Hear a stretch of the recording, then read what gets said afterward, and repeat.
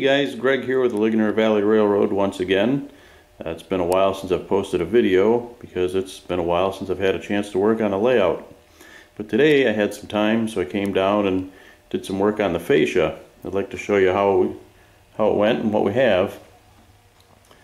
I wanted to have a curved fascia, so I used 1/8 inch masonite. It's pretty thin, bends pretty easy. I mounted it onto the 1x2 stringers that I have. We'll go into a little closer detail on that in a minute. But I wanted to show you how this works. We came straight out from the wall, and where I have this, it was going to be a hidden reverse loop. I was able to make the fascia follow kind of close to how the radius of the track goes. So you can see you get a nice smooth curve. And it works out well because we come in the door to the layout room here, so we avoided having a sharp corner here. It's just a nice gradual curve. As we come along here, the curve rolls back towards the wall a little bit for a narrower section of the layout. As we get here, it's actually a pretty tight curve.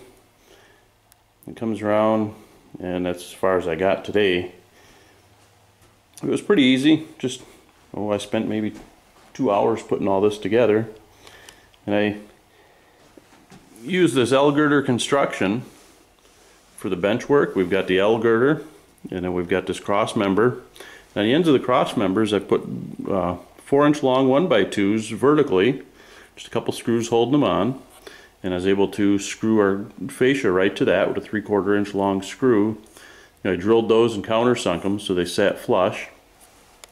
And I put the seam, well, more or less, not quite centered, but more or less centered on one of the cross members. Now here, we came up a little bit short, so we'll add one in there. I'll show you how I did that in a couple other spots. Here our cross member was there. We've got the 4-inch piece. In these curves, it was hard to guess where I was going to be or how long these cross members had to be. So I made up the 4-inch piece, screwed it to a piece that's about 8 inches long, and just slid it along here to where it fit good. And we screwed it in. Before I fit that in there, this was the last piece I did. So I had secured it here, actually with a clamp first. I secured it with a clamp. I kind of pushed it out into the corner here how I wanted it to be, and I clamped it over here, and I was able to move this back and forth until I seen how I wanted the curve to fit. And I came down here, and this piece was longer. I marked it roughly where the center of this girder was. Obviously I was off a little bit, but I marked it, I cut it, I came back, clamped it back into place. And I played around with this curve, and I must have made it just a little more gradual of a curve than what I originally had when I marked it. So we're off down there a little bit, but it really doesn't matter. It'll be a solid seam nonetheless. And I was able to put these in, bring it out and butt it up. I did the same thing here. So now when his layout's done, when we're down here in the corner, instead of having a sharp corner that comes in or 45 that comes across, our layout, our scenery, everything will just glide around the corner. It's kind of a much more natural look than having a sharp corner or 45. This seam I did the same way, right on the center of one of the cross members. And this piece was a little narrow compared to the one next to it. And so I actually lined them up on the bottom instead of the top. You might think that I would have wanted to line those up at the top and not worry about the bottom. But this is a hidden, or going to be a hidden reverse loop. So when the upper level is on there, here's the upper level road bed where it's going to come across. It gives you kind of an idea what the height will be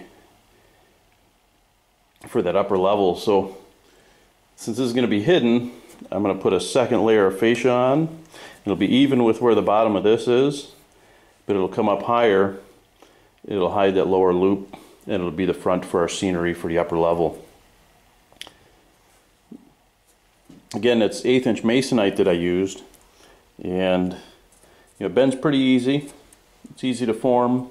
A second layer of 1/8 inch masonite on there. If we screw it or glue it and screw it, I haven't decided if I want to put glue on that yet or not. We'll definitely, it'll be pretty stiff. There's some screws missing here yet because I ran out of screws today.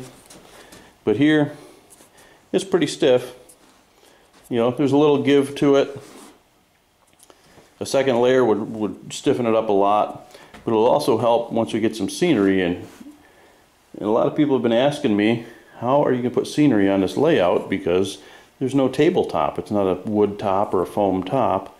So there's a lot of open space. And before the fascia was on, the tracks came around and these boards were just sticking out, so it was kind of hard to maybe envision where it was all going to, where the scenery was going to go or how it was all going to come together. So what the plan is to go connect from the side of the spline out to the back of the fascia with either cardboard web or maybe screen. I'm going to try both. Since this is a hidden reverse loop area and nobody's going to see the scenery that goes here, it's a good place to practice and try some different things out. And it'll give me a little place for equipment to go in the case it derails. I'll have to do something on the other side too, just a few inches. It'll give us a little safeguard there, but the important thing is it gives me a place to practice and try some scenery techniques out that aren't going to be exposed later. Right in, see if I can back up here a little. Right in this area is where our tracks are actually going to come out from the hidden reverse loop. Here's our upper road bed. It'll be just past that a little bit. And this is actually, there's 3 tracks here. This front track is actually siding for a station. There'll be a passenger station there. And this center one is kind of the main line. There's a crossover here that's on a slight curve. And this is the scale track. And when I first put it in, I just had ties straight through here. I kind of forgot about the scale. So as I did some research on scales, we learned that we want to have our cement pad where our scale is going to be, has to be a little longer than a truck. They weigh a truck, you know, they weigh each truck on each freight car, but also scales have a gantlet track arrangement. In other words, there's a set of points that will be here,